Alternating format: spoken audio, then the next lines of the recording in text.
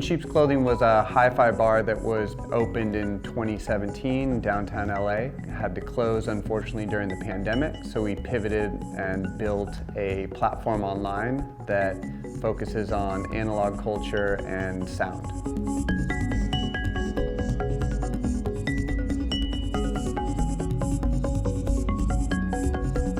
We're currently in the In Sheep's Clothing headquarters in West Hollywood.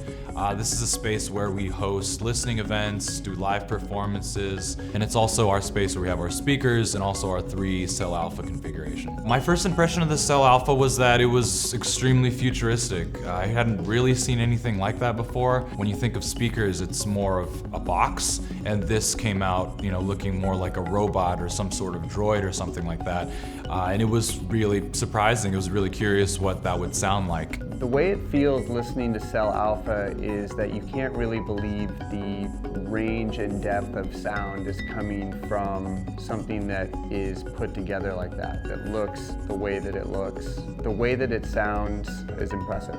I would tell people that it feels like you're listening inside of the music instead of the music is coming at you. There's really a space that's built with the sound, and it's not really comparable to any other speaker listening experience that I've had before. I hadn't really heard music presented that spatially before, where you can kind of pinpoint every bit of the sound, whether that's the percussion, there's a certain synthesizer here, there's a low sub bass, maybe there's another instrument. It's really all laid out for you there, and just in an amazing kind of space. When I'm showcasing these speakers, I tend to listen to dub or reggae music to really point out the low end and how these speakers sound, or how these cells sound with kind of more bass-driven rhythms. That's kind of my go-to. People that want to get into hi-fi and don't want to really kind of dive into getting each component, picking up an amplifier, getting the right needle.